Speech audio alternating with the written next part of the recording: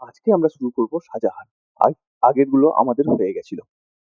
তো আজকে আমরা কি দেখবো? শাহজাহানের প্রথমে দেখবো রাজত্বকাল কতটা ছিল। তার রাজত্বকাল কিন্তু ছিল ১৬২৭ থেকে ১৬৫৮ সাল অব্দি। ঠিক আছে? চলো প্রথম স্লাইডে যাওয়া যাক। কি বলছে শাহজাহানের প্রকৃত নাম কি? শাহজাহানের প্রকৃত নাম হলো শাহজাদা খুররাম। তিনি কোথায় জন্মেছিলেন? তিনি কিন্তু লাহোরে জন্মেছিলেন। দেখো এই সমস্ত ইম্পর্টেন্ট সমস্ত তথ্য কিন্তু খুব ইম্পর্টেন্ট। তো শাহজাহানের প্রকৃত নাম কি? খুররাম। জন্ম কোথায়? না তো লাহোরে। পিতা এবং মাতার পরিচয়। পিতা হলো জাহাঙ্গীর আর মাতা জগৎ গোসাই। জগৎ গোসাইয়ের যে আরেকটা নাম ছিল, তিনি মারা যাওয়ার পর তাকে একটা উপাধি দেওয়া হয়েছিল, সেটা হলো বিলকিস মাকানি।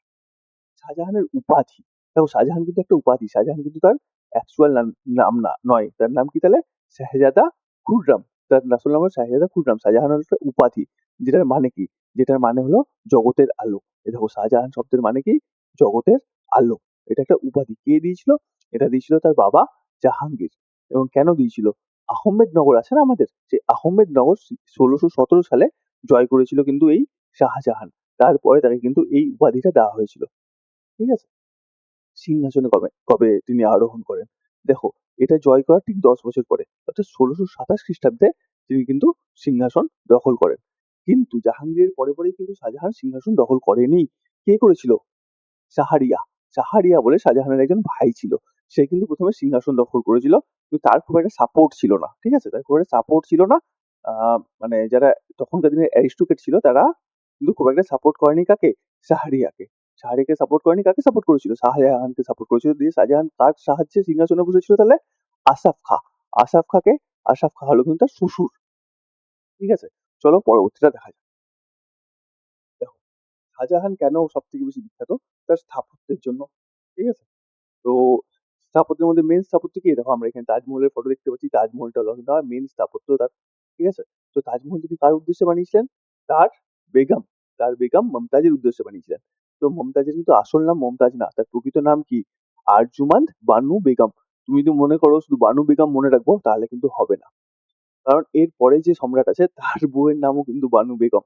হ্যাঁ, আছে। তো কাজেই তোমাকে পুরোটাই মনে রাখতে হবে। কি মনে রাখতে হবে? আরজুমান্দ বানু বেগম।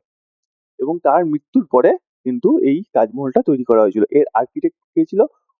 ওটা পরে আছে, দেখে নেবো আমরা, চলো। এর সঙ্গে আমরা কি দেখবো? এর সঙ্গে দেখবো আমরা শাহজাহানের প্রিয় পুত্র। সবচেয়ে শাহজাহানের পরে তো ঔরঙ্গজেব শাসন করছিল না? কিন্তু শাহজাহান কিন্তু চাননি যে ঔরঙ্গজেব করুক। শাহজাহান কাকে চেয়েছিল? শাহজাহান চেয়েছিল দারা শিকো যেন পরবর্তীকালে সম্রাট হয়। কারণ কি? দারা শিকো ছিল তার প্রিয় পুত্র এবং সবথেকে বড় পুত্র। তো দারা শিকোকে তিনি একটা উপাধি দিয়েছিলেন। কি উপাধি দিয়েছিলেন? শাহজাদাই বুলন্দ ইকবাল। ঠিক আছে? উনি ৫০টি উপনিষদ ফার্সি ভাষায় অনুবাদ করেন। তার নাম কি? তার নাম কি দেন উনি? তার নাম দেন শের-ই-আকবর। শের-ই-আকবর। চলো পরের স্লাইডে যাওয়া যাক। দেখো উনি একটা নতুন ইউনিট চালু করেছিলেন, যার নাম কি? যার নাম হলো চালকা। যার নাম হলো চাকলা বা চালকা। ঠিক আছে? এই চাকলা বা চালকা কি জিনিস? এই চাকলা বা চালকা হলো তোমার একটা প্রশাসনিক ইউনিট, যারা কিনা রাজস্ব মানে ট্যাক্স আদায় করতো। ঠিক আছে? যেটা হলো কিন্তু আমাদের এই চাকলা। ঠিক আছে? তো দেখো এখানে সরকার আছে, সুরা আছে। সরকার সুরা জিনিসটা কি? দেখো প্রথমত গ্রাম। ঠিক আছে?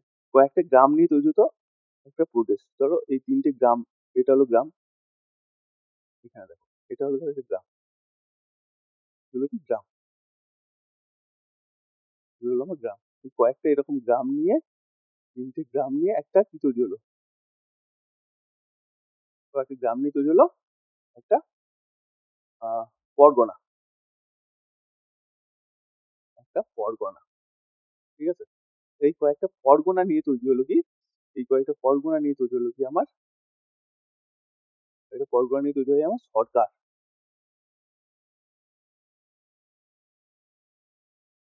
আর এই কয়েকটা সরকার নিয়ে তৈরি হচ্ছে আমার সুরা। মানে সুরা কি? সুরা হলো সবথেকে বড় জায়গা। আর সবথেকে ছোট জায়গা কি? গ্রাম। ঠিক আছে? চলো এটা আমরা বুঝে নিলাম। এর পরেরটায় যাওয়া যাক। এর পরেরটা কি আছে? এর পরেরটা হলো আমার মুঘল স্থাপত্য শিল্প। দেখো এর আগে, শাহজাহানের আগে কি ছিল? জাহাঙ্গীর। জাহাঙ্গীরের যুগকে কি বলা হচ্ছে? স্বর্ণযুগ। কিসের স্বর্ণযুগ? না তো মুঘল সাম্রাজ্যের স্বর্ণযুগ। কিন্তু স্থাপত্যের স্বর্ণযুগ কাকে বলা হচ্ছে? স্থাপত্যের স্বর্ণযুগ কিন্তু বলা হচ্ছে শাহজাহানের রাজত্বকালের সময়টাকে। ঠিক আছে? কেন? কারণ এই সময় তিনি কিন্তু কি বানিয়েছিলেন? তাজমহল বানিয়েছিলেন। দেখো, তার যেসব স্থাপত্য আছে সেগুলোর মধ্যে বেশিরভাগই কিন্তু আগ্রাতে অবস্থিত। কারণ কি তাজমহল তিনি আগ্রাতে বানিয়েছিলেন এবং তার যাবতীয় স্থাপত্য বেশিরভাগই আগ্রাতেই অবস্থিত। ঠিক আছে? তো এটা তাজমহল কোথায় অবস্থিত? আগ্রাতে অবস্থিত, যমুনা নদীর তীরে অবস্থিত। আর এর প্রধান স্থপতি অর্থাৎ মেন আর্কিটেক্ট কে ছিলেন? ওস্তাদ আহমেদ লাহোরী। দেখো, ওস্তাদ আহমেদ লাহোরী এই নামটা কিন্তু আমরা পরেও পাবো। এই নামটা না, এইরকম টাইপের একটা নাম। কি পাবো? হামিদ লাহোরী। হামিদ লাহোরী কি করেছিল? দেখো, শাহজাহানের যে জীবনী সেটা কিন্তু হামিদ লাহোরী লিখেছিল, সেটা হয়তো পরে পাবো আমরা। চলো, তাহলে তাজমহল হয়ে গেল। তাজমহলকে বানিয়েছিল শাহজাহান এবং মেন আর্কিটেক্ট কে ছিল? ওস্তাদ আহমেদ লাহিড়ী। আর তারপরে দেখো ময়ূর সিংহাসন। ময়ূর সিংহাসন কে বানিয়েছিল? ময়ূর সিংহাসন বানিয়েছিল কিন্তু বেবাদাত খান। বেবাদাত খাঁ লেখা আছে, কিন্তু বেবাদাত খানও অনেক জায়গাতে থাকবে। ঠিক আছে? বেবাদাত খাঁ। ঠিক আছে? এখানে কি ছিল? এখানে ছিল কোহিনূর। কোহিনূর যে হীরা সেটা কিন্তু এই সিংহাসনে লাগানো ছিল। আরো প্রচুর স্বর্ণ এবং রত্নখচিত একটা বিখ্যাত সিংহাসন ছিল। এটা কিন্তু পরে নাদিম শাহ নিয়ে পালিয়ে গিয়েছিল। তার সময় রঙ্গিলা পরে দেখা যাবে সেটা। চলো, আর ইনি কি করেন? ইনি তার রাজধানীটাকে স্থানান্তর করেন। কোথা থেকে স্থানান্তর করেন? এটা আগ্রা থেকে দিল্লিতে স্থানান্তর করেছিলেন তার রাজধানী। ঠিক আছে? চলো পরেরটা দেখা যাক। দেওয়ানে আম। দেওয়ানে আম আর দেওয়ানে খাস। দেখো, দেওয়ানে আম কি আর দেওয়ানে খাস। আম থেকে আমরা বুঝতে পারছি না যে আম আদমি করি না আমরা? আম আদমি মানে কি? সাধারণ জনগণ। সাধারণ জনগণের জন্য যেখানে নিজেদের বিচার চাইতে আসতো সাধারণ জনগণ, তাদের যে বিচারটা যে জায়গাতে হতো তাকে বলা হতো কি? দেওয়ানে আম। আর যারা কিন্তু বিশেষ বিশেষ লোক ছিল, যারা কিনা তোমার কূটনীতিবিদ ছিল, তাদের সাথে কি রাজা কি করতো? গোপন বৈঠক করতো। সেই গোপন বৈঠক যে ঘরে হতো সেটা হলো দেওয়ানে খাস। কারণ কি? তারা তারা ছিল খাস লোক।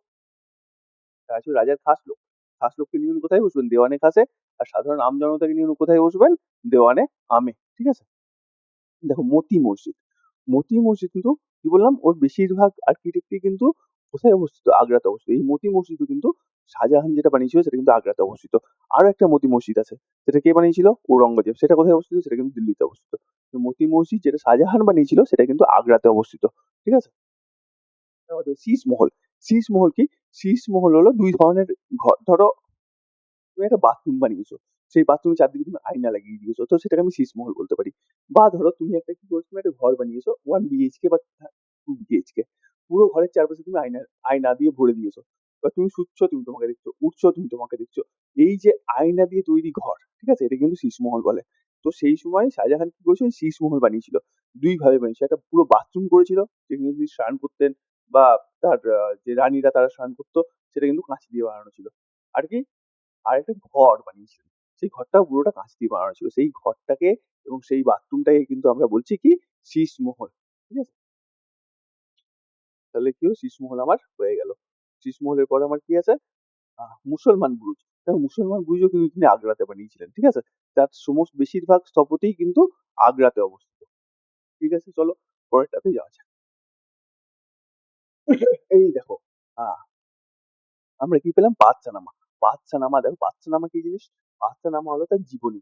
বাদশানামা হলো শাহজাহানের জীবনীর নাম হলো আমার বাদশানামা। ঠিক আছে? বাদশানামা কে লিখেছিল? আব্দুল হামিদ লাহোরী লিখেছিল। আমরা তখন কি পেয়েছিলাম? ওস্তাদ আহমেদ লাহোরী। এখন আমরা কি পেলাম? আব্দুল হামিদ লাহোরী। কে লিখেছে? বাদশানামা। আর ওস্তাদ লাহোরী কি লিখেছিলেন? কি লিখেছিলেন না, উনি কি বানিয়েছিলেন? উনি বানিয়েছিলেন তাজমহল। ঠিক আছে? এবার দেখো, ওনার সময় কিন্তু বিদেশি অনেকগুলো পর্যটক এসেছিল। তার মধ্যে এই তিনজনের নাম আমাকে মনে রাখতে হবে। কেন? যে ফরাসি চিকিৎসক যিনি ছিলেন, বার্নিয়ার, এ কিন্তু প্রথমে পর্যটক হিসেবে এসেছিল ঠিকই, কিন্তু পরে কিন্তু ইনি শাহজাহান এবং শাহজাহানের বড় ছেলে, যে প্রিয় ছেলে দারা শিকো, তার কি হয়ে গেছিল? তার পার্সোনাল চিকিৎসক হয়ে গেছিল। তাদের ব্যক্তিগত চিকিৎসক হয়ে গেছিল। রত্ন ব্যবসায়ী।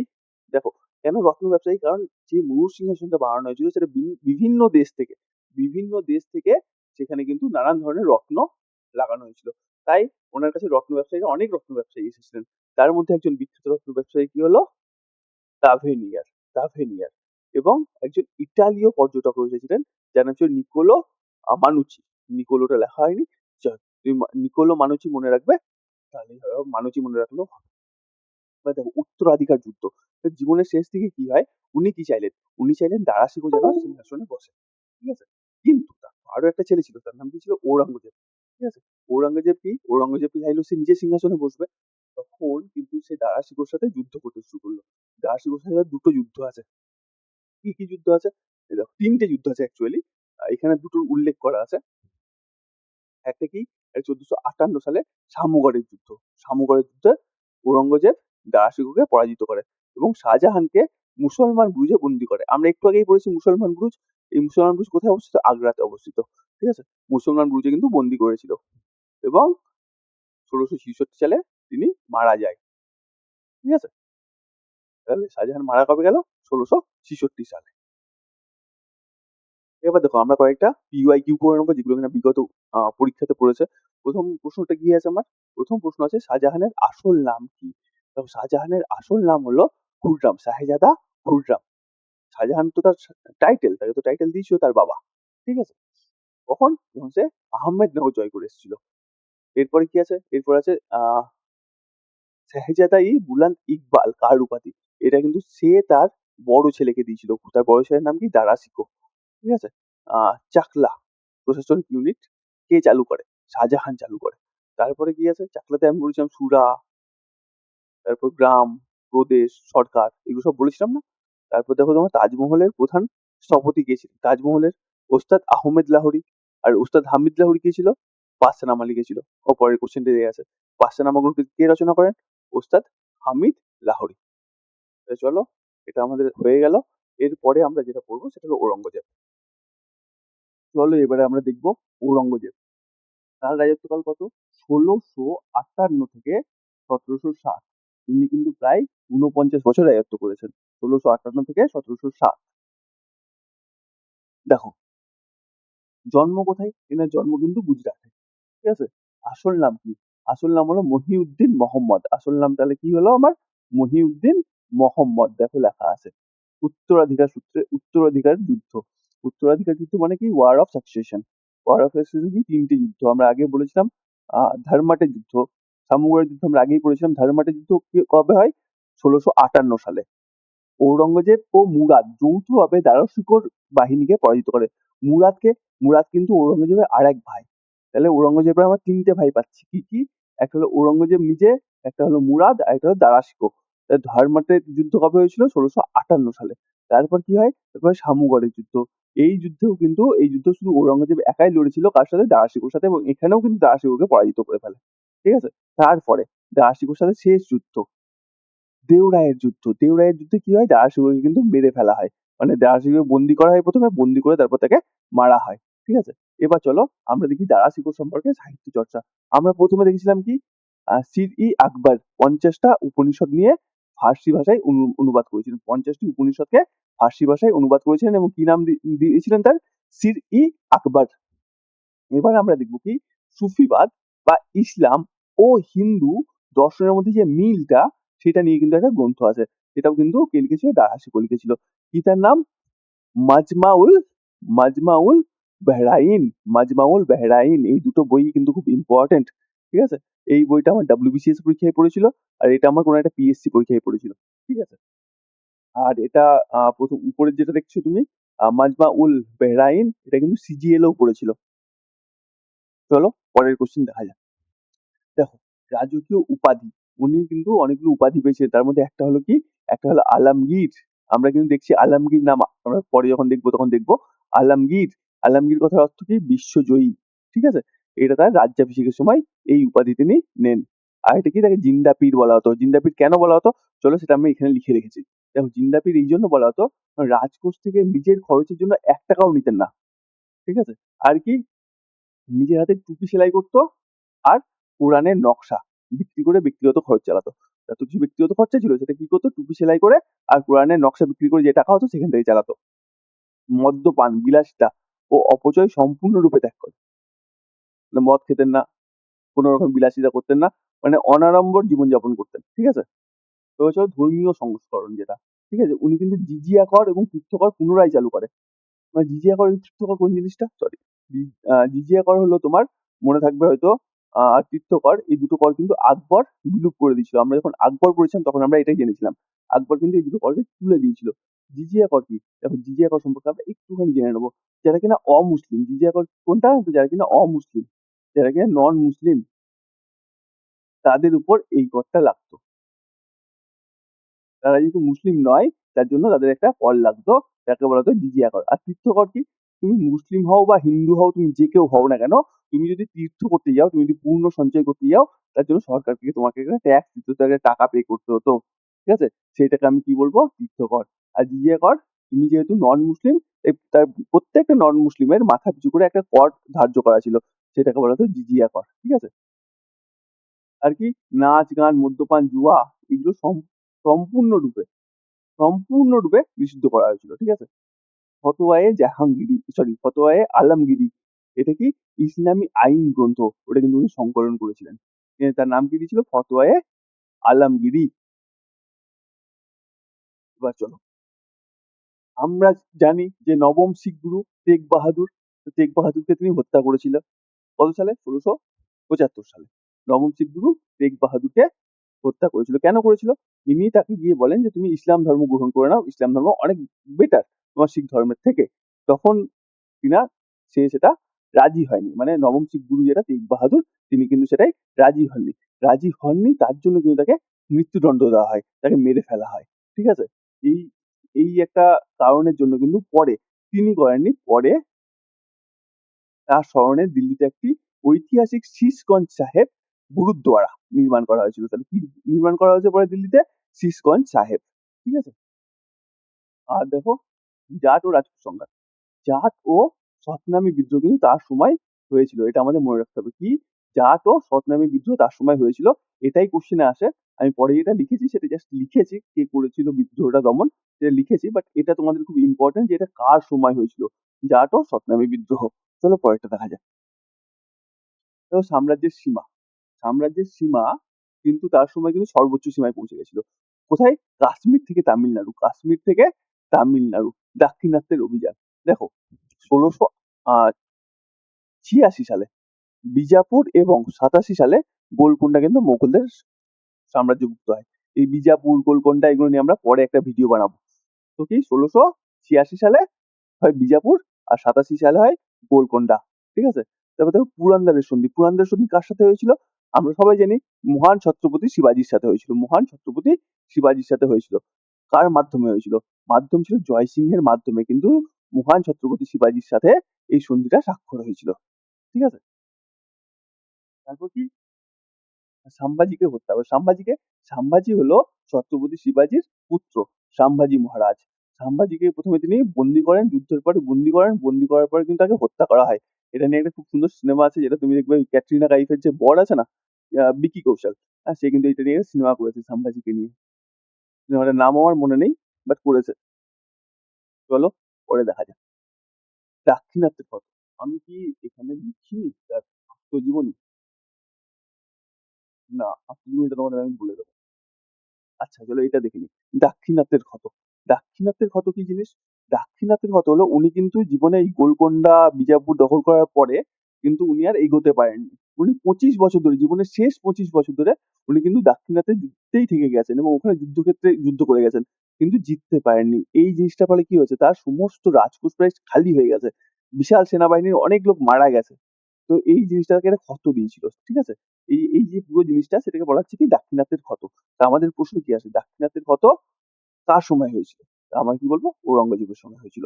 এবার দেখো স্থাপত্য শিল্প, বিবিকা মাকবারা, বিবিকা মাকবারা, বিবিকা মাকবারা কার জন্য বানিয়েছিল, তার বিবির জন্য বানিয়েছিল। তার বিবিকে, তার বিবি হলো দিলরাস বানু বেগম। তো এখানেও কিন্তু আমি বানু বেগম কথাটা পাচ্ছি।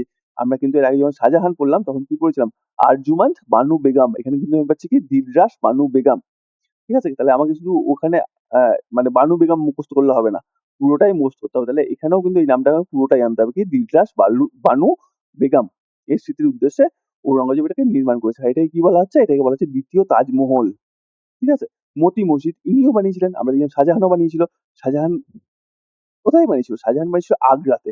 আর দিল্লিতে এটা বানানো হয়েছিল, দিল্লিতে লাল কেল্লার ভিতরে, সেটা হলো কিন্তু আমার মতি মসজিদ কে বানিয়েছিল, ঔরঙ্গজেব। আর এটা কি, বাদশাহী মসজিদ, এটা কোথায় বানিয়েছিল, এটা লাহোরে বানিয়েছিল।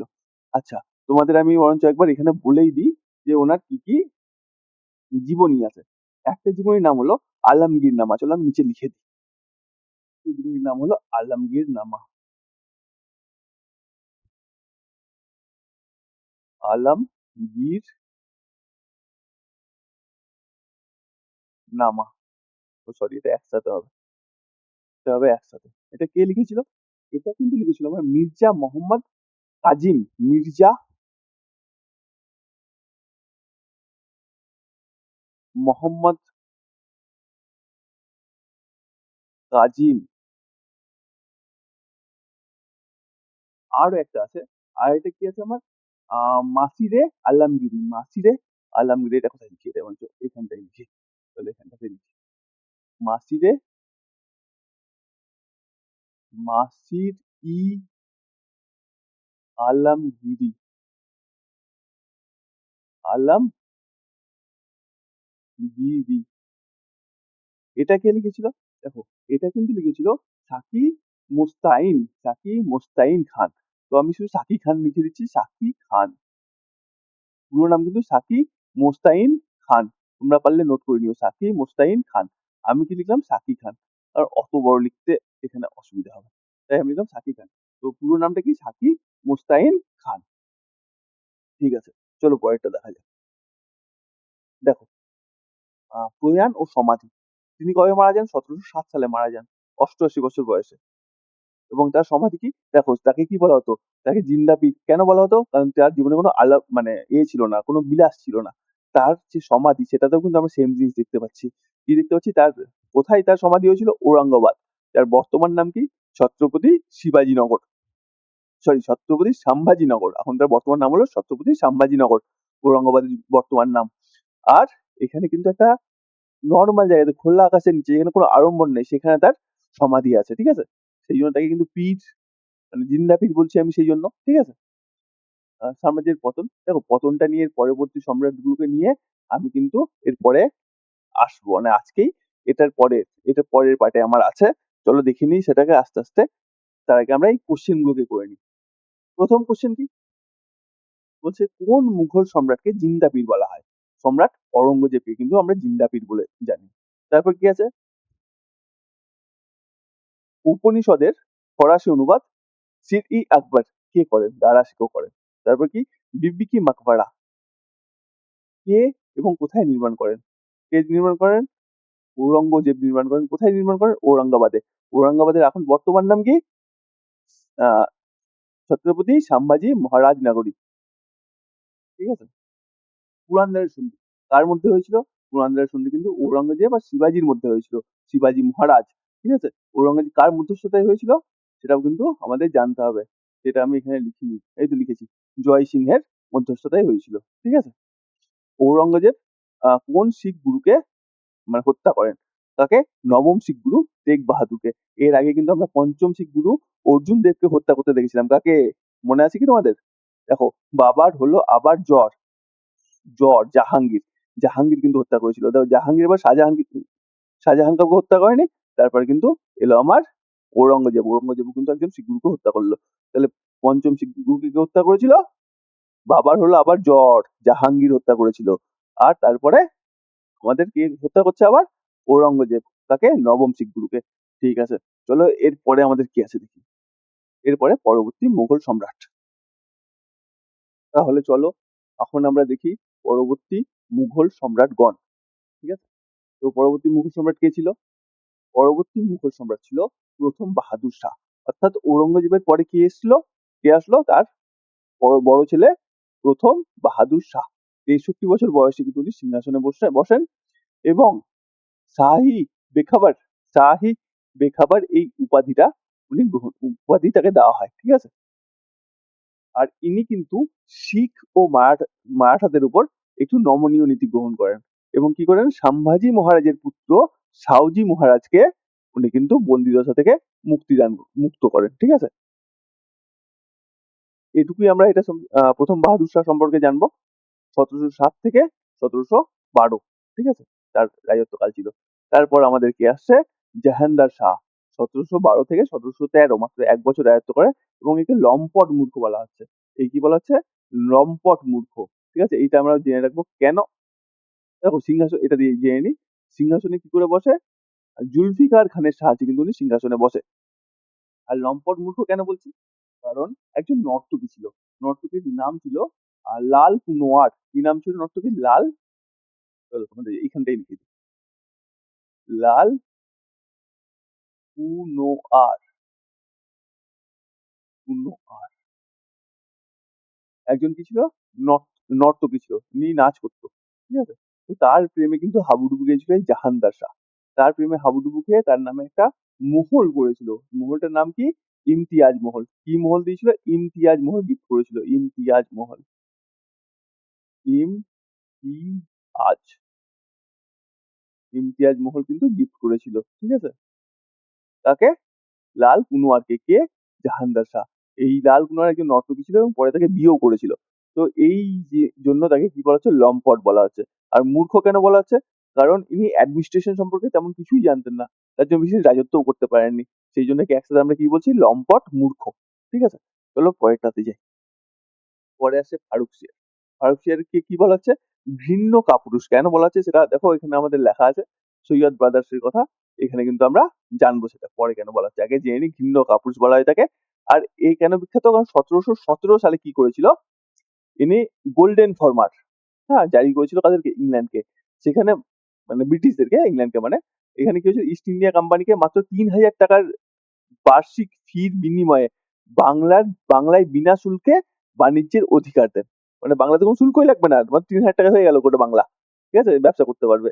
তো এই যে জিনিসটাকে, এই জিনিসটাকে কিন্তু ব্রিটিশ বাণিজ্যের ম্যাগনা কার্টা বলা হয়, ঠিক আছে? এবার দেখো, ফারুকসিয়ার প্রথমে কেন তাকে ঘৃণ্য কাপুরুষ বলা হচ্ছে? সে কিন্তু প্রথমে যখন সিংহাসনে বসে, সেখানে ওকে বসতে সাহায্য করেছিল কে? সৈয়দ ভ্রাতৃদ্বয় বা সৈয়দ ব্রাদার্স কিন্তু তাকে সাহায্য করেছিল। এই ব্রাদার্সটা কে কে ছিল? এখানে ছিল আব্দুল্লাহ খান আর ছিল হুসেন খান। আব্দুল্লাহ খান আর হোসেন খান এই দুজন কিন্তু তাকে বসতে সাহায্য করেছিল। সে যখন সিংহাসনে বসে গেল, তখন সে কি চাইলো? এই সৈয়দ ভ্রাতৃদ্বয়ের ক্ষমতাটাকে একটু খর্ব করতে। কিন্তু সে পারল না খর্ব করতে, এবং এই খবরটা যখন এই সৈয়দ ভ্রাতৃদ্বয় পেল, তখন কিন্তু সে তাকে হত্যা করলো, তাকে কিন্তু মেরে ফেললো সৈয়দ ভ্রাতৃদ্বয়, ঠিক আছে? এবার দেখো, এবং নতুন একজন রাজাকে সিংহাসনে বসালো। তো সৈয়দ ভ্রাতৃদ্বয় কি করছে? রাজা তৈরি করছে নতুন নতুন, তার জন্য তাকে কি বলা হচ্ছে ইতিহাসে? কিং মেকার নামে মনে রেখেছে। কিং মেকার বা রাজা প্রস্তুতকারক নামে কিন্তু ইতিহাসটাকে মনে রেখেছে। কাদেরকে? সৈয়দ ভ্রাতৃদ্বয়। নাম কি কি? এটা হলো আব্দুল্লাহ খান আর হোসেন আলী। আব্দুল্লাহ খান আর হোসেন আলী, এই দুজনের নাম কিন্তু আমরা কি বলবো? কিং মেকার হিসেবে মনে রাখবো, ঠিক আছে? চলো পরেরটা যাই। ওটা তো মোহাম্মদ শাহ। দেখো, এর উপাধি হলো রঙ্গিলা, ঠিক আছে? এর উপাধি কেন রঙ্গিলা? কারণ ইনি ছিলেন একজন মানে একদম মদে ডুবে থাকা, একটুখানি নাচ প্রমোদ ভালোবাসে, গেল একবার রঙিন মানুষ ছিলেন, ঠিক আছে? তাই একে আমরা কি বলছি? রঙ্গিলা। দেখো পাশে একটা মদের ছবিও আমি দিয়ে দিয়েছি, মদের বোতলের ছবি, ঠিক আছে? মদ খেতেন প্রচন্ড, তার জন্য। তো তার জন্য কি বলছি আমি? রঙ্গিলা, ঠিক আছে? বিলাসী জীবনযাপন করতেন। আর কি দেখো, আর দেখো এর সময় কিন্তু আমরা যেটা বাংলা বিহার, বাংলা বিহার বলছি, বাংলা হায়দ্রাবাদ আর অযোধ্যা যে স্বাধীন রাজ্য হিসেবে মানে উঠেছিল না, সেটা কিন্তু এই সময়ই গড়ে উঠেছিল। বাংলা বিহার আর তো বাংলার মানে নবাবের প্রথম নবাব কে ছিল? মুর্শিদ কুলি খাঁ। আমরা আসলে মুর্শিদ কুলি খাঁ সম্পর্কে একটু জেনে নেবো। এখানে তো লিখিনি আমি, তো কাজে আমাদেরকে আমি মুখেই বলে দিচ্ছি। দেখো, মুর্শিদ কুলি খাঁর আসল নাম কি ছিল আমরা কি জানি? মুর্শিদ কুলি খাঁর কিন্তু আসল নাম ছিল সূর্য নারায়ণ মিশ্র। সূর্য নারায়ণ, নারায়ণ মিশ্র, তো তার আসল নাম। তো ইনি কি ছিলেন?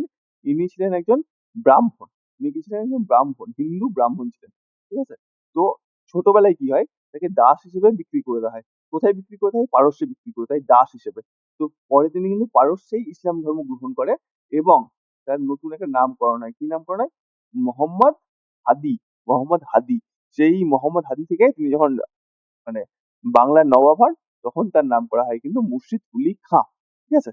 তাহলে তার সময় হয়েছিল রঙ্গিলার সময়, তাহলে কি হয়েছিল? বাংলা, হায়দ্রাবাদ আর অযোধ্যা কিন্তু স্বাধীন রাজ্য হিসেবে মানে উঠে এসেছিল। তো বাংলার কে ছিল সেটা? বাংলায় ছিল মুর্শিদ কুলি খাঁ, হায়দ্রাবাদে কে ছিল? নিজাম উল মুলক, আর অযোধ্যায় কে ছিল? সাদাত খান ছিল। অযোধ্যায় কে ছিল? সাদাত খান ছিল, ঠিক আছে? এবার দেখো এর সময় কি হয়েছিল? আমরা নাদির শাহ নাম শুনেছি। নাদির শাহকে কি বলা হয়? পারস্যের নেপোলিয়ান বলা হয়। এই দেখো, পারস্যের নেপোলিয়ান। হ্যাঁ, পারস্যের নেপোলিয়ান কাকে বলা হচ্ছে? নাদির শাহকে বলা হচ্ছে। সে কি করেছিল? সে কিন্তু ভারত আক্রমণ করেছিল, এবং কার্নেলের যুদ্ধ হয়েছিল। সেই কার্নেলের যুদ্ধে মুঘলদের একদম শেষ করে দিয়েছিল, মানে পরাজিত করে দিয়েছিল। দিয়ে সে কি করেছিল? দিয়ে সে ময়ূর সিংহাসনটা উঠিয়ে নিয়ে চলে গেছিল। এখানে ময়ূর সিংহাসন এবং কোহিনূর হীরে দুটোই লেখা আছে। হ্যাঁ, তো ময়ূর সিংহাসনের সঙ্গেই তো কোহিনূর হীরাটা ছিল। ময়ূর সিংহাসনের উপরে কোহিনূর হীরা লাগানো ছিল। তো তার জন্য ময়ূর সিংহাসন বা কোহিনূর হীরা দুটোকে উঠিয়ে নিয়ে কিন্তু সে চলে গেছিল নিজের রাজ্যে। ঠিক আছে? এর পরেরটা দেখি চলো। এরপরে আমাদের আসছে কি দ্বিতীয় আলমগীর। এর সম্পর্কে শুধু আমি একটাই কথা মনে রাখবো, এর সময় কি হয়েছিল? পলাশী যুদ্ধ হয়েছিল। পলাশী যুদ্ধ কার সময় হয়েছিল? না, দ্বিতীয় আলমগীরের সময় হয়েছিল। আর তৃতীয় শাহ আলম, এর সময় কিন্তু বক্সারের যুদ্ধ। বক্সারের যুদ্ধ কিন্তু ইনিও লড়েছিলেন। তার সাথে লড়েছিলেন মীর কাসিম, সরি, মীর কাসিম আর অযোধ্যার যে নবাব ছিল তার সাথে তিনজন মিলে, এই তিনজন মিলে একসাথে কিন্তু বক্সারের যুদ্ধ লড়েছিল। কত সালে লড়েছিল? 1764 সালে। পলাশী যুদ্ধ কবে? 1757 সালে। ঠিক আছে? এরপরে দেখো দ্বিতীয় আকবর। দ্বিতীয় আকবরকে আমরা কেন মনে রাখবো? ইনি কিন্তু প্রথম পেনশনার ছিলেন। ইনি ছিলেন প্রথম পেনশনার ইংরেজদের কাছ থেকে। মানে ইনি আর রাজস্ব টাজস্ব পেতেন না। তো ইংরেজরা বলেছিল তোমার সব কিছু নিয়ে নিচ্ছি আমি, আমি দায়িত্ব নিচ্ছি, তুমি পেনশন নাও ভাই, তুমি পেনশন নিয়ে সুখে থাকো। তো দ্বিতীয় আকবর ছিলেন প্রথম পেনশনার। আর ইনি ইংল্যান্ডে পাঠিয়েছিলেন কাকে? রামমোহন রায়কে। কি উপাধি দিয়ে পাঠিয়েছিলেন? রাজা উপাধি দিয়েছিলেন।